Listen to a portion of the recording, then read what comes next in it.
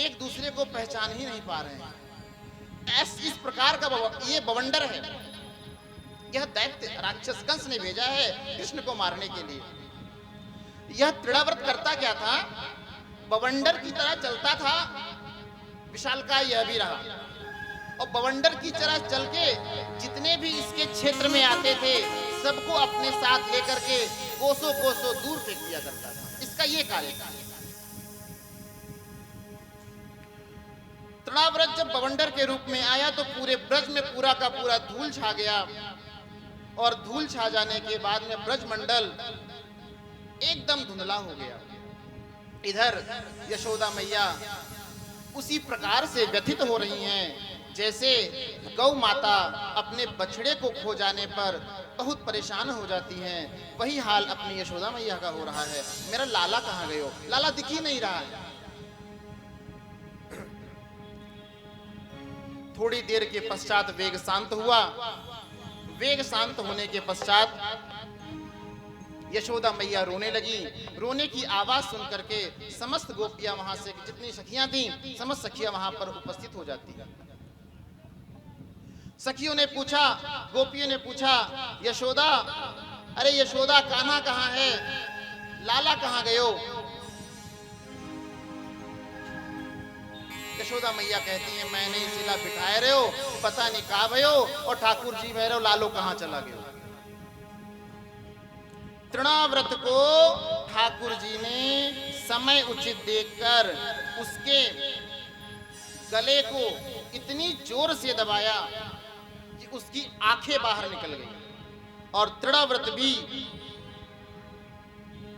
ठाकुर जी के परम धाम, जो जितने भी राक्षस हुए सब ठाकुर जी के हाथों से मृत्यु पा करके गोलोक गमन कर गए।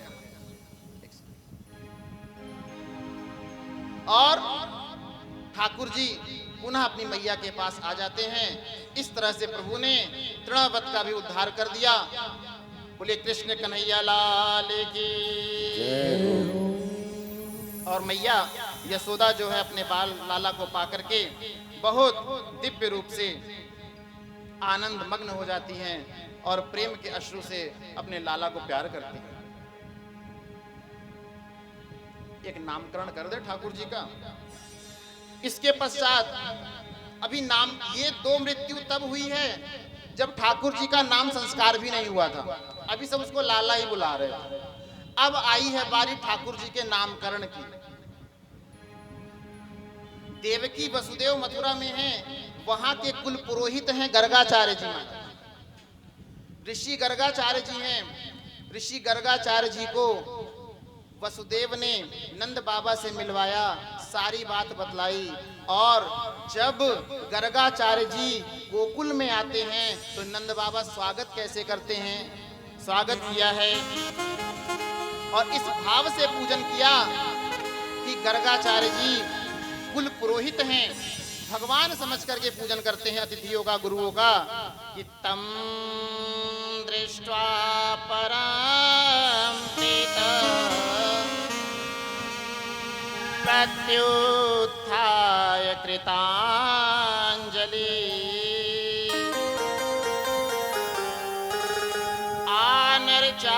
आनर्चाधोक्ष जदिया प्रणिपात पुरःसरम। नंद बाबा ने आग्रह किया कि हे गर्गाचार्य मुनि, आप मेरे आतिथ्य को स्वीकार कर लीजिए, और दिव्य वंदना करी है। वंदना करके गर्गाचार्य जी को आसन दिया। आसन देने के बाद कहते हैं कि मेरे यहाँ जो लाला है उसका नामकरण कर दीजिए। परंतु गर्गाचार्य जी एक बात कहते हैं। क्या कहते हैं? कि देखो नंद बाबा, बात ये है कि अगर मैं यहाँ पर इनका नाम संस्कार करता हूँ तो बात कंस तक जाएगी, और कंस तक जाएगी तो लाला को कष्ट होगा। हो सकता है कि वह मारने की योजना बना सकता है। तो नंद बाबा ने जब यह बात सुनी, कहा ठीक है, आप एकांत में, गौशाला जहां पर थी नंद बाबा की, कहा आप एकांत में स्वस्ति वाचन के साथ नाम संस्कार कर दीजिए। और नंद बाबा ने इतना गोपनीय रखा कि अपने ग्राम वासियों को भी नहीं बुलाया, सिर्फ नंद बाबा रहे, यशोदा मैया रही और गर्गाचार्य जी थे। और ठाकुर जी के पहले रोहिणी जी के गर्भ से बलदाऊ भैया आ चुके थे। दोनों बालकों का नाम संस्कार एक साथ होता है। गर्गाचार्य जी ने कहा रोहिणी के गर्भ से जो बालक उत्पन्न हुए हैं उनका नाम बलराम रखा जाएगा। और उचित स्थिति परिस्थिति को देखते हुए, जन्म कुंडली लग्न कुंडली को देखते हुए गर्गाचार्य जी ने जो लाला 8वें पुत्र के रूप में देवकी के गर्भ से जन्म लिए वह कृष्ण वर्ण के थे, इसलिए उनका नाम क्या रखा गया? कृष्ण। बोलिए कृष्ण भगवान की जय। और कहा वसुदेव के भी ये पुत्र हैं, इसीलिए इनका नाम रखा गया कि वसुदेव। क्या नाम रखा गया? वासुदेव। क्या बोलते हैं? इसीलिए श्लोक में बोला गया कि कृष्णाय वासुदेवाय हरे परमात्मने। वसुदेव के पुत्र हैं, इसलिए कृष्ण वासुदेव बोला गया। और हे कृष्ण गोविंद हरे मुरारे, हे नाथ नारायण वासुदेवा। बोले कृष्ण भगवान की जय, वासुदेव भगवान की जय। इसलिए अनेकानेक आशीर्वचन दिए गए और भगवान का नाम संस्कार हो गया है। बोले कृष्ण कन्हैया लाल की जय। आइए अब एक जब नाम संस्कार हुआ है तो थोड़ा सा एक भजन हो जाए कृष्ण जी का, और दिव्य रूप से आनंद के साथ कथा में प्रवेश करते हैं। विशेष आपको ये ध्यान रखना है, ठाकुर जी कितने छोटे होंगे, अभी ठाकुर जी ने करवट भी नहीं लिया था, उसी समय 2 राक्षसों का वध हो गया। और हम लोग तो करवट भी लेते हैं, फिर भी हमसे अगर कोई आतंकवादी हमला होता है हम लोग जवाब नहीं दे पाते हैं। सोचना होगा, हमारे जो पिता रह चुके हैं वो तो जगत पिता हैं, तो हमारे अंदर ऊर्जा क्यों नहीं है? हमें कृष्ण भगवान के उन स्वरूपों की भी आराधना करनी चाहिए, जिससे थोड़ा हमारे अंदर, जब हमारे घर परिवार हमारे देश पर संकट आता है तो हम सभी को एकत्रित होकर के, क्योंकि भय बिनु होए न प्रीत, हमेशा प्रेम से कार्य नहीं होगा। हमें भगवान के नरसिंह अवतार की पूजा करनी चाहिए, जिससे हमें यह लगे कि भगवान सौम्य नहीं है, भगवान रौद्र भी है। बोलिए सर्वेश्वर भगवान की जय, श्रीमद् भागवत महापुराण की जय। आइए भजन में प्रवेश करते हैं।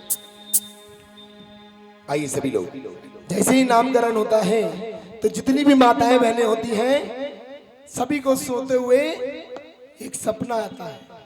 सभी लोग मेरे साथ हाथ उठाकर, माखन की लीला आने भी वाली है, इसके बाद माखन की लीला है। जब माखन की लीला आएगी तो माताएं परेशान हो जाएंगी। तो अभी से कृष्ण जी अपने आप को बता रहे हैं और कह रहे हैं, और रात शाम सपने में आए, रात शाम सपने में आए, कहीं अभी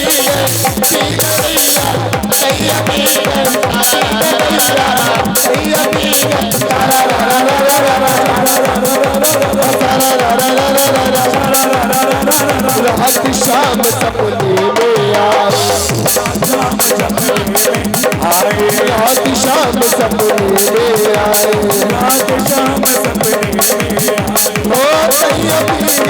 ऐसे नहीं प्रभु। जब कृष्ण की लीला होती है ना तो माताएं और बहनें सब परेशान हो जाती हैं, और अभी सब लोग सपना देख रहे हैं। अभी जब लीला की बात होगी तो वो गुरु जी के मुख से एक अलग ही प्रसंग देंगे।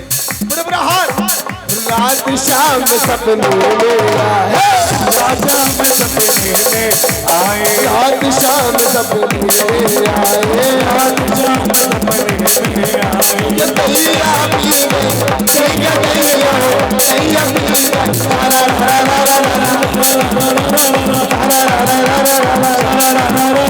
रात शाम सपने में आए, रात शाम सपने में आए।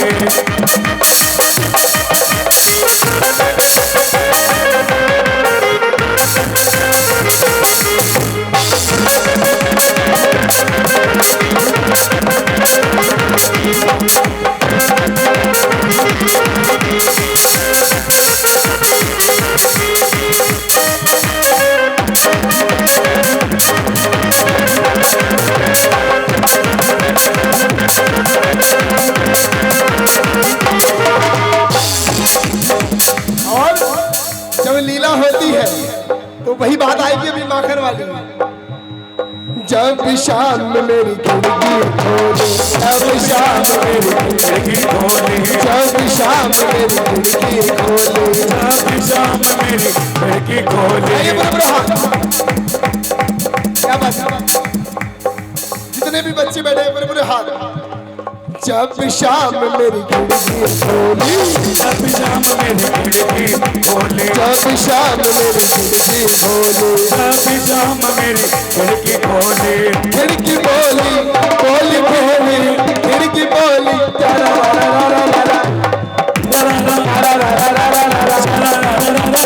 रात शाम सपने में आए, रात शाम सपने में आए, रात शाम सपने में आए, रात शाम सपने में आए।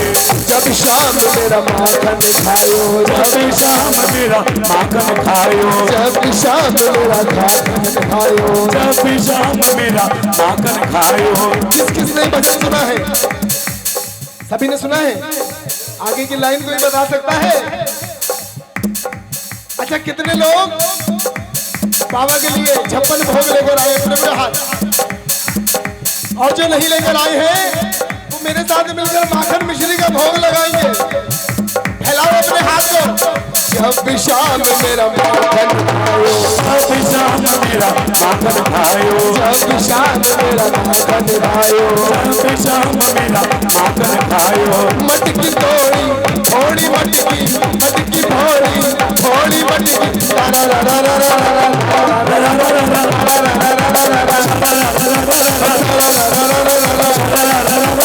रात शाम सपने में आए, रात शाम सपने में आए, रात शाम सपने में आए, रात शाम सपने में आए, रात शाम सपने में आए, रात शाम सपने में आए, रात शाम सपने में आए, रात शाम सपने में आए, रात शाम सपने में आए। रात शाम सपने में आए। दैया पी गए, पी गए दैया, दैया पी गए,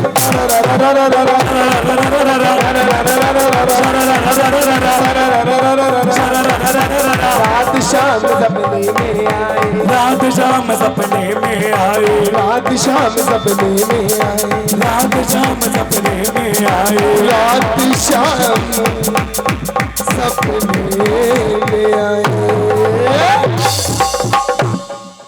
श्री राधा रानी सरकार की जय हो, बाल गोपाल की जय हो, कृष्ण जी महाराज की जय हो। श्रीमद् भागवत महापुराण के कन्हैया ने माटी खाई है। और जब कन्हैया बाल्यावस्था में माटी खाते हैं तो जितनी ब्रजवासिन हैं सब आकर के यशोदा माँ से शिकायत लगाती हैं कि मैया बहुत सुंदर भाव है कि लाला ने माटी खायो। ब्रजवासिन सब आकर के माँ से कह रही हैं, मैया तने लाला आज माखन तो बात की बात है, पहले बताया कि ठाकुर जी के पूरे मुख में मिट्टी लगी हुई है, माटी लगी हुई है। इसका एक भाव ये भी है कि ठाकुर जी ने माटी क्यों खाई? तो ठाकुर जी कहते हैं, मैया जब मैंने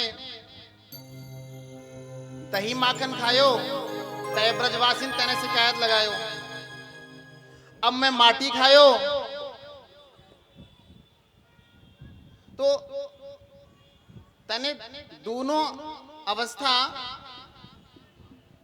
में ठाकुर जी की शिकायत ही हो रही है।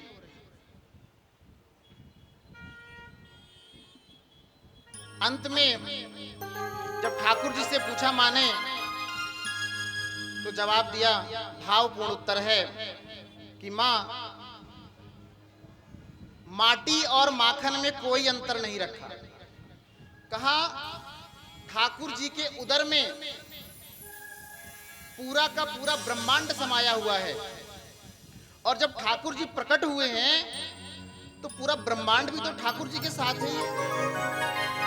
और जब ठाकुर जी माखन में और माटी में अंतर नहीं समझते तो एक एक ब्रज की रज को कोटि कोटि ब्रह्मांड जो ठाकुर जी के उदर में है, और कोटि कोटि देवता भी पाना चाहते हैं।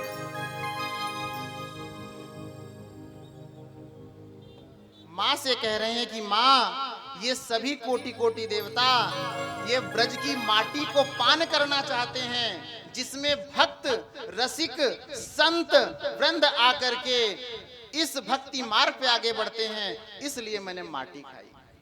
तो माटी और माखन में ठाकुर जी ब्रज की रज में कोई अंतर नहीं समझते।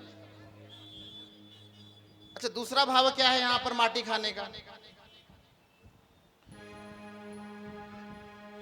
कहते हैं ठाकुर जी की नजर में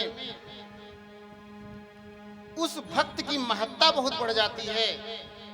जब हम शालिग्राम भगवान को स्नान कराने के पश्चात पंचामृत अभिषेक कराते हैं, और पंचामृत अभिषेक करा के जब चरणोदक पान करते हैं, तो ठाकुर जी कहते हैं इन इन भक्तों ने चरणोदक का पान किया, अब मैं इन भक्त जो मेरे तक पहुंचे हैं, इन भक्तों की चरण रज यानी माटी का पान करूंगा, इसलिए ठाकुर जी ने माटी खाई। बड़ा सुंदर भाव है। तीसरा भाव,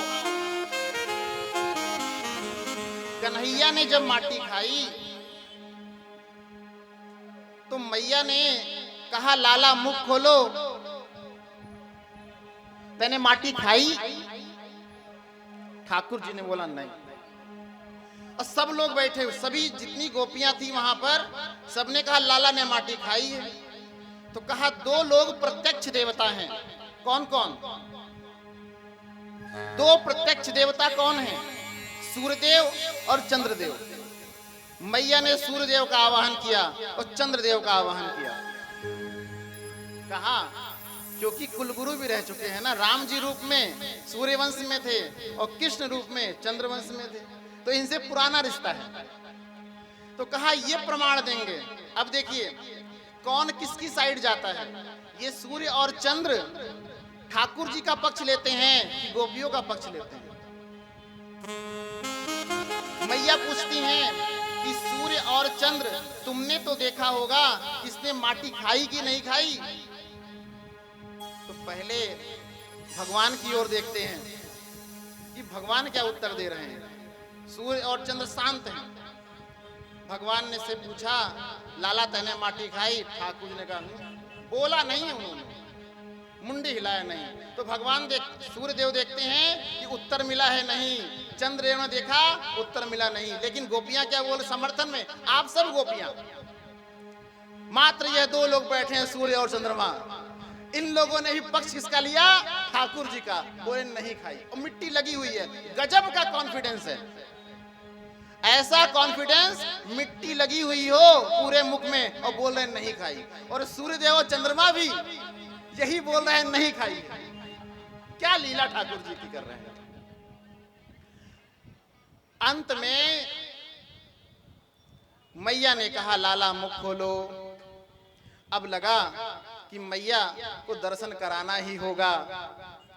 तो ठाकुर जी ने जैसे ही मुख खोला, पूरे मुख में पूरा ब्रह्मांड का दर्शन करा दिया। बोले कृष्ण कन्हैया लाल की जय हो। यह वह पूरा ब्रह्मांड अतल वितल सुतल तलातल रसातल नागलोक यमलोक पातालपुरी से लेकर के जितने लोक विद्यमान थे, भगवान ने सबका दर्शन मैया को कराया।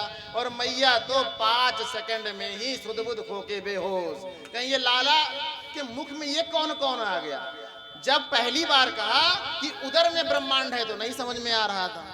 भाव बताया कि मैया मैंने खायो कि चरणामृत भक्त लें और भक्त की मैं प्रसादी लूं। ये भक्त और भगवान का भाव है। जैसा कि अभी हमारे साथी ने बताया कि जो भक्त नहीं होते तो भगवान कहाँ होते, तो वही का उदाहरण है कि अरे भक्त की और भक्तों को अपने ठाकुर जी तो मुकुट में धारण करते हैं। मुकुट में भक्त मेरो मुकुट मणि। इसलिए सूर्य और चंद्रमा ने भी ठाकुर जी का ही साथ दिया। कहा इनसे अलावा कुछ नहीं होगा। बाद में यही गोपियां ठाकुर जी का सानिध्य प्राप्त करती हैं। बाद में हुआ ये, जब यशोदा मैया 5 सेकंड में ही बेहोश, जब दोबारा होश आया, चेतना जागती है मैया की, तो जैसे बोली, लाला तेरे मुख में ठाकुर जी समझ गए कि मैया ने दर्शन किया है। तत्काल योग माया को भगवान ने संकेत किया और योग माया ने आकर के एक हाथ ऐसे घुमाया है और पूरा दृश्य यशोदा मैया की नजरों से ओझल हो गया। बोले योग माया मैया की जय। वही योग माया है जो कृष्ण की बहन है। और जैसे ये बात हुई तो वहां पे बैठे लोग, सभी लोग हाथ फैलाकर क्या बोल रहे हैं? भक्तों को दर्शन दे गए रे अरे नंद के लाला, भक्तों को दर्शन दे गए रे अरे नंद के लाला, भक्तों को दर्शन दे गए रे देखो नंद के लाला, भक्तों को दर्शन दे गए रे एक नंदी के लाला। छोटे से लाला मेरे छोटे से लाला, छोटे से लाला मेरे छोटे से लाला, छोटे छोटे लाला, छोटे छोटे लाला मेरे छोटे छोटे लाला, छोटे छोटे लाला मेरे छोटे छोटे लाला। भक्तों को जिस किसको दर्शन हुए, जिस जिसको दर्शन हुए पूरे पूरे हाथ उठाकर भक्तों को दर्शन दे गए रे नंद के लाला, भक्तों को दर्शन दे गए रे एक नंदी के जय लाला। जय। भगवान ने आगे की लीला को विस्तार किया है। भगवान कृष्ण को उखल से बांधा गया। वह दिव्य लीला प्रभु की जब आगे कंस ने वत्सासुर और बकासुर को भेजा, भगवान ने इनका भी जो है परलोक धाम को गमन किया है। ब्रह्मा जी को मोह हुआ इसी के मध्य में, ब्रह्मा जी के मोह का परित्याग कर दिया भगवान ने। धेनुकासुर का भी उद्धार करते हैं और धेनुकासुर ग्वाल बालों को विष से बचाने के पश्चात भगवान कार्यनाग का मर्दन करने के लिए चलते हैं। कंस ने कहा कि मुझको 1 करोड़ नीलकमल चाहिए। क्या कहा? कंस ने